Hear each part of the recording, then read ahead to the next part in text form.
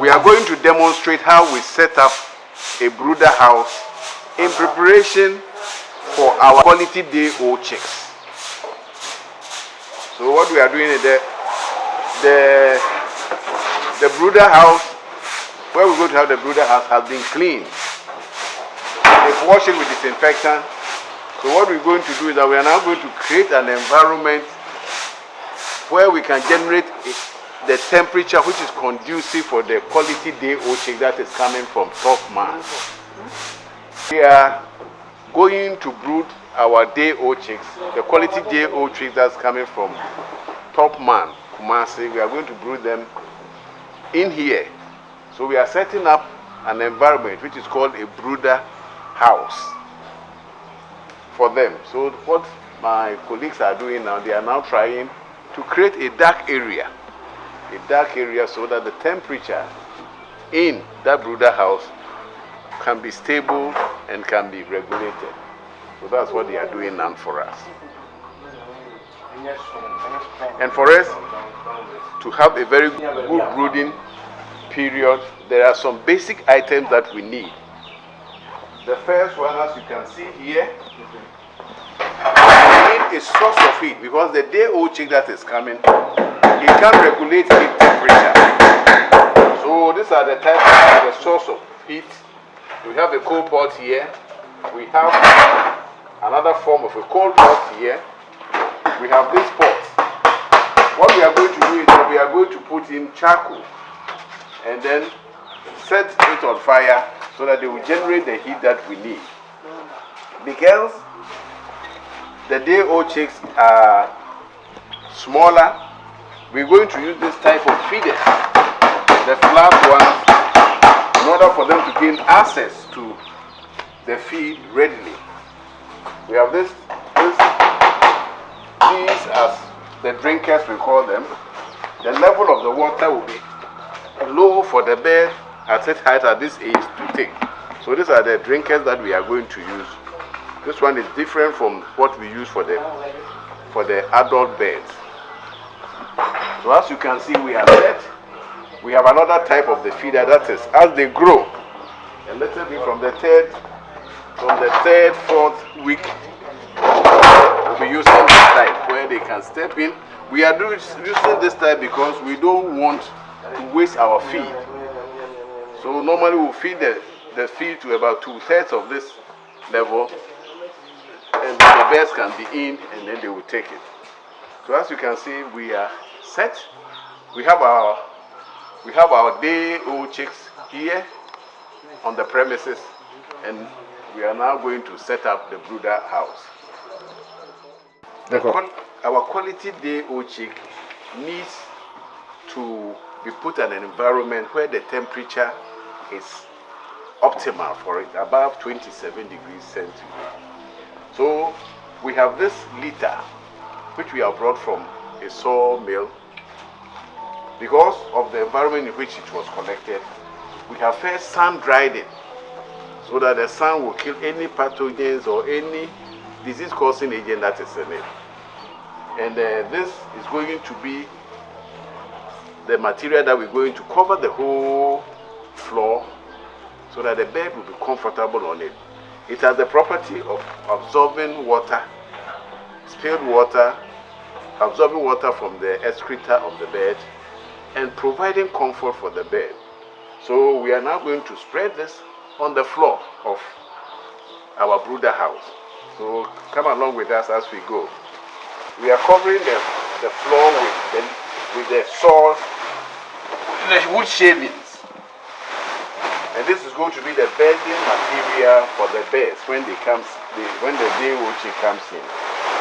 It doesn't have to be too thick, so you're going to have spread it and have a thin layer of it, very thin layer. Spread it. So all this activity needs to be done before the birds arrive. So this is one of the basic components that we use in our brooder house. As you can see, it is dry, so that any water from the bed can be absorbed, and then the temperature in the brooder will be constant for a period for the bird. Initially, the day-old chicks cannot regulate its temperature, so we have to assess it to make sure that it has a permanent temperature in order for it to live. So as you can see, we are spreading it.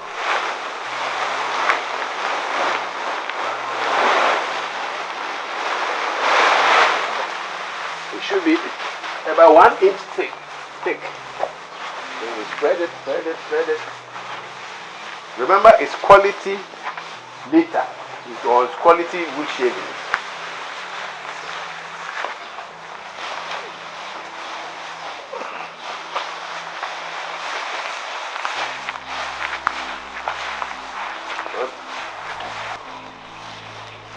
The litter is going to be the cushion. It's going to stay with the bird throughout its life. The birds we are going to raise here are broilers, and they are going to stay here maximum of 6 weeks. So this litter will stay with them for the period of the 6 weeks, or even 5 weeks sometimes. And what we want to do is that it should be safe. It shouldn't harbor any pathogens that will affect the day-old chick. So as you can see, we have our wood shavings now spread evenly. Now we are going to bring in our heat source. We have the light over here. The light is only to provide for illumination, so that the bird can take its food 24 hours a day. So the light is not a heat source, but it's for only illumination. Shavings in a gum kama. Efe kura na eba nti o se baby o medidi no wo no eduane pansa o yedi o meduane begum no so o se ya arrange be o se wo ya ne kama ma efe akukọ no o se me ese line kama say efe so yedi dia nsuo de o menu mu nsuo so de eba yef de o mu nsuo so de ebesisi me kama arrangement ehia pa ma akokọ no ye mpesa akokọ no bre so pe aduane a odan na ni aduane nie opensu a odan no ho na nsuo so nie nti ye be yan hihye no ma mo ahwe we ne sa no se akokọ no oba no a sisi a no se wo boa no ma otumi gina ne na so no enyema bebre wo ho ma wo se wo ye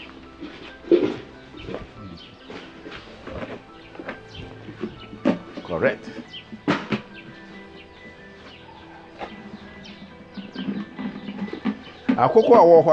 Akokọ eduane odi no onum nsuo empremienu nti na chese o se de bia nsuo no ye bebre pa nsuo anema nsuo ade nsuo mu no edoso ma etumi ayeyi anum nsuo na edidi so si ni aye no kama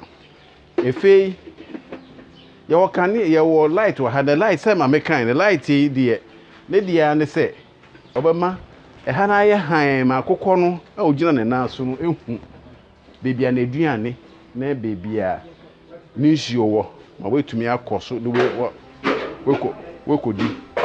na wakono omu fie akire na eba nti ebrewom na efe so omu abre na efe so nsuo efi omu ti de ye te nsuo ade be ma ye de be ma ho do hwere edi kan no o say the glucose from 5 to 10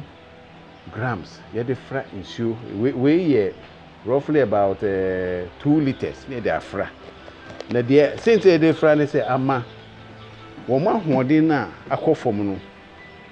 glucose na ama hoden tentem ma wo matumi egina wo na aso ti ye de we ye de kosim ansa na akokọ no omo aba te bajo fekosim aha so ye hye ehye no de ehia pa enu ti no so wode bibia eja bi de besim wode cropot bi besim ti de cropot no ba wo hwe mo se sisi apo me be inside brooder no mu ye kama temperature na e wo ha no ana ehye na wo ha no ekosoro kama na saa na akokọ no pe sansa ahyase no akokọ no ontumi ndane ne no ho hye no to so wo boa no na onye no na ntakra eba no ho no no che se efi ubeyi eja na efim saa enyama ye ehia pa osa de enim ne se akokɔ na wo de ba fiti ahyase no da ba akokɔ pembe dapem mienu dapem miensan ehia pa osa so se onya ne bibi ohia ama wetu ne honam na tumi gina ne nan so na yade bi ba wetumi akɔ nti sisi a yɛtwe sɛ yɛde yɛ pot no bɛba omo de ba sisi a ne wohwɛ ha ne kɛseɛ na yɛde pot baako ana besim so na kokɔ no endorse bebree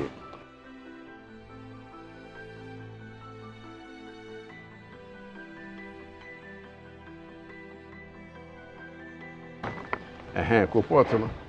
the pot yɛde bɛsi himfa sei ɔsɛ yɛde si beebi a ɛkama nti yɛfɛnsi mfimfini na ɔkyerɛ sɛ ɛhyeɛ na efi ha no wo sɛ abrante ne pepa hɔ kama ebi agyansaman betumi atɔ na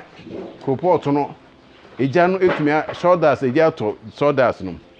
yɛde baako yi so kyerɛ mu sɛ nkokɔ no dɔɔso bebree a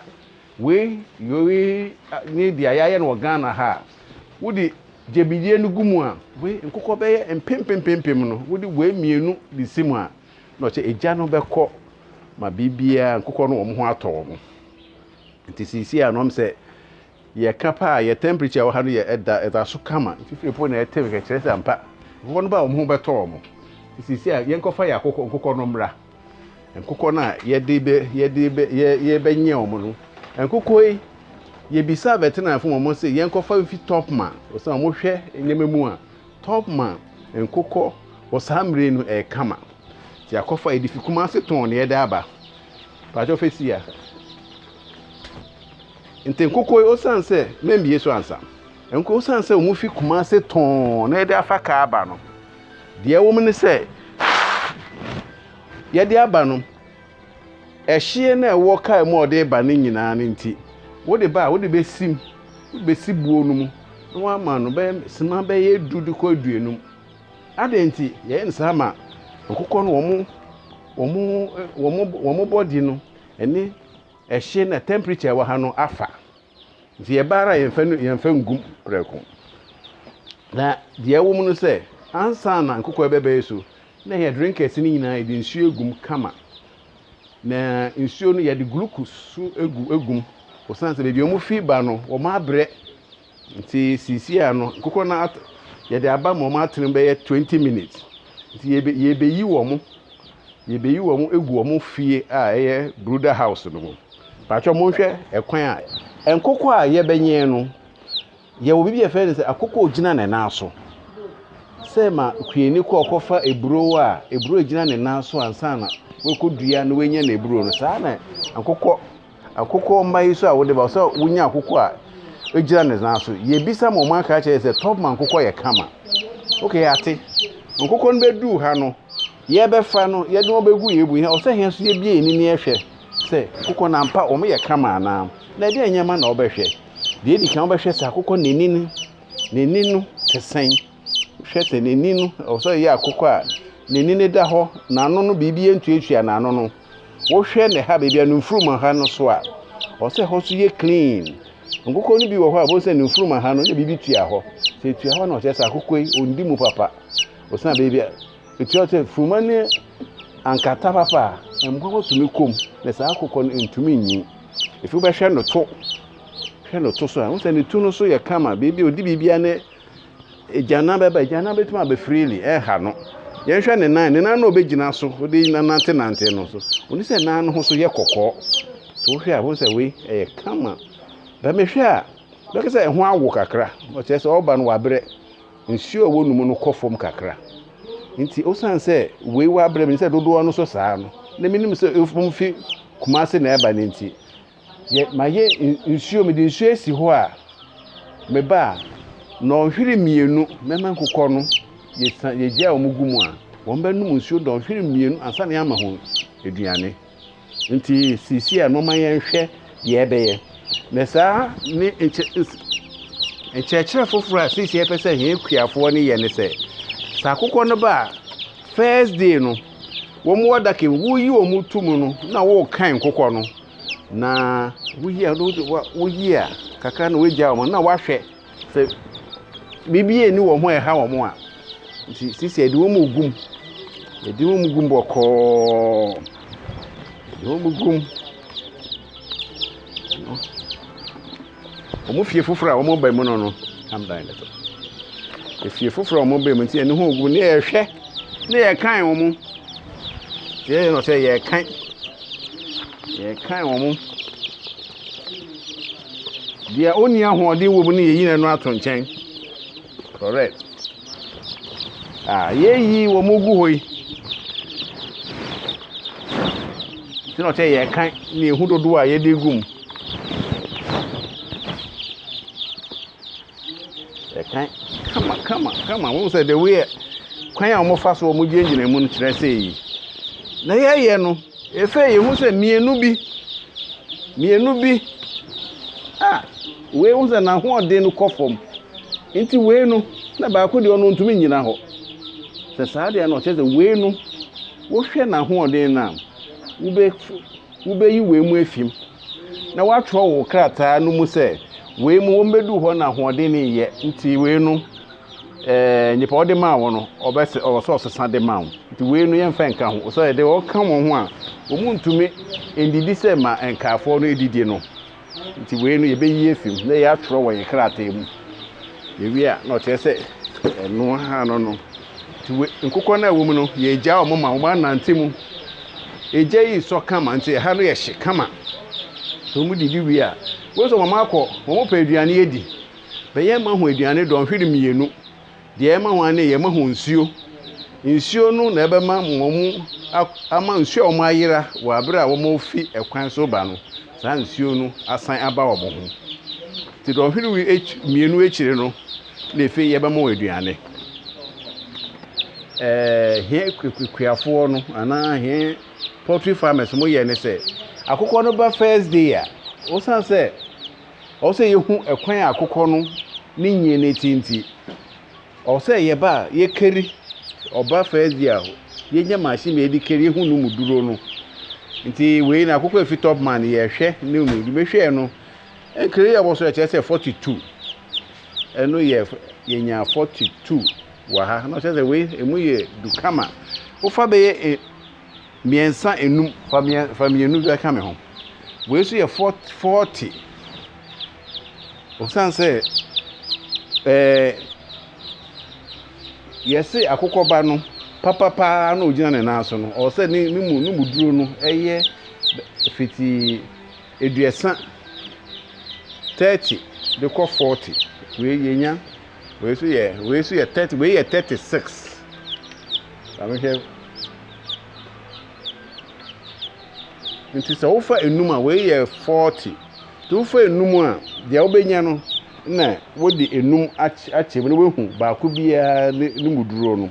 na watwere osan se ehia pa de o mu se da pen bia na wie ni ye be kari ni ehu se duan na ne nsuo na de ma no wo mu no eye edwuma na ma nkokọ ni nyi se kwan a wo se o mu nyi ana nkokọ na ye de wo mu ye brooder house no ye de wo begum ya ma ho nsuo for 2 hours efe de ye de aduane ebe ma omo na aduane o se ye de gum wo mu bo onumu ama mo tuwe di ne tentem but aduane no o se aduane no eye ya akoto eye starter feed eye aduane after no boy de ni nti o se oni se ye makwan ma aduane ni bi esai nti ebegum kakra be pitim kakra yema kakra o mo ba mbetumi edi ti yenko another one so kakra de pitim kakra o mo ti ya wo se mo die mekwa o ma se die mekwa mpo be ba ho se ba ko so wo de ebe yemra ha ti se ya ye fe gum yema wo de gum na yema wo mbe se no ina sisi aso de ya ka che kuafo no se o se wo de nkokọ no ba wo kom wo ma be don hwiri mienu bia no akwa hwim de ekoso to ko ne duane asa na odi bia ka ti se pepe ne ye no nti yesi nkokọ ma no o se wo mu aduane 6 times a day from over first week 6 times a day up to 2 weeks 6 times a day from 3 weeks no ho aduane 4 times a day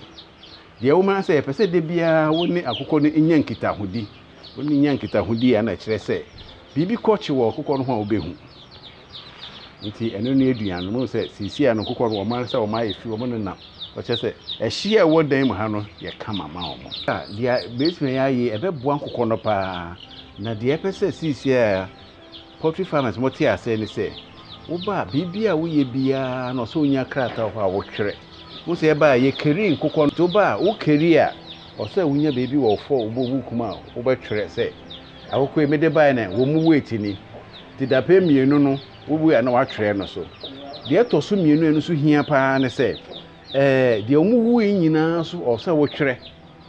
nti sisi ya no ye de krata beka ye dwumedi no ho pa o se wo twere especially for first 24 hours no nkokɔ bi ebe hu so o se wo twere a eno na ebe wu ngina so a ye de command for de nkokɔ no ma wo a ono betumi egina so no wasan de wa mo replacement nti ehu hia pa na efi de ye team no se akokɔ no de na aba no da pay di kan ye first week no ye antibiotic o san sa akokɔ na aba no owo ne nyama bi o de bɔ no ho ban nti fiti da pen ba ko de ko da pen en9 no eno na o se sa nyama no etumi gina na egina ye ya etumi gina na se enyini ye ya eno na ebu akokɔ no ma akokɔ no etumi bɔ ne ho ban nti ye antibiotics no ye beyi if me chire se yade ye ba obetumi use antibiotics first week no the second week no ye antibiotic o san sa de nti ne yakasa o sa akokɔ no akokɔ obibi wo mu o sa enyi sa de ni yin na egina ne na so ye a emmo wo be mu wo mu ye bacteria obo ye from useful wo de bacteria papa omo bua meduane ebubu na etumi kɔ akokɔ no mu nti wo de antibiotic no ma na o se wo kun sa amoa no a nka wo se omo bua sa amoa no na bacteria na ebua akokɔ no o se wo kun wo nti yesre ekuafo poultry farmers ye antibiotic first week no so be antibiotic chi say veterinary ni aka cho say we die ye hwe ni yade die fa sa antibiotic fa ye adwuma nti ye kuafo ye pese muhu ade baako say mu say ye ba he wo shavings ye de ahata so kama na ikade papa mu an say first day answer nkokɔ no be ba no wo shavings wo ho ne ye de krata akata eso nyina ye de krata akata so a eye osan kokɔ no ba osan san kokɔ no ye mboa wa wo pɛ asoso no bi mo ho a wo mutu de kɔ so e bia no ma akɔfa wo shaving ni bi ma akɔnu ma aha no nti ye ka se nka first day asan kokɔ beba no wo shaving so ne yɛmfa krata ha so say graphic o say brown paper na ansa na yɛde nkokɔ no egu so yɛde no so hata so a de ɛboa hɛn ne sɛ nkokɔ no bi aba no ɔmo ni ahoɔden a ɔmo tu bɛkɔ eduane eyi no ho ana ɔmo fa beebi eduane no wɔn ti de ɔmo yɛ ne sɛ yɛbɛtumi de eduane bi egu krataa no so na ɔkyɛ yɛboa de ɔmo ni ahoɔden kakra ɔmo didi ɔmo nya ahoɔden ɔmo tumi aba ɔmo so ehuri ekɔgyina beebi eduane no wɔ no nti yɛsrɛ sɛ mo ba mo fa wu shavings mo wu shavings mo fa paper nhata so na mo yɛ ne sa ɛboa ma nkokɔ no so ɔmo tu didi na ɔmo didi yɛ na ɔmo nya ahoɔden a wɔsɔ ɔmo nya sɛ esisi a no deɛ ekuafoɔ nkokɔ no ba mama nsa mo nyɛ mo eduane mo nkɔtɔ eduane a yɛayɛ na eduane yɛ wo nkɔ bata bɛyɛ miɛnsa yɛ wɔ starter yɛ wɔ grower yɛ wɔ pre layer yɛ wɔ pre lay saa types no a wɔn ayɛ no ɛyɛ paa de nti osan na eduane no a wɔn ayɛ no ebia wɔ ahoɔden a ɛde ma akokɔ no egyina akokɔ no na ahoɔden so na ɛma saa eduane no na meka ne saa na mpɛsɛ mekyerɛ mo brooding na yɛka no ɛde ade ne brooding ne emre tenten sen na yɛde yɛ brooding no brooding ankasa yɛka ɛno ne sɛ wode nkokɔ no ba ɔsɛ wodi gya de si wo buo mu ma nkokɔ no etumi wo mo ho hye no etumi egyina sɛ nkokɔ no wɔn didi na wɔn num nsuo no na nyama bi wɔn mu a enyi a ebetumi ama wɔn body temperature na wɔn hye no etumi egyina wɔn ba foforɔ a saa deɛ na enye adwuma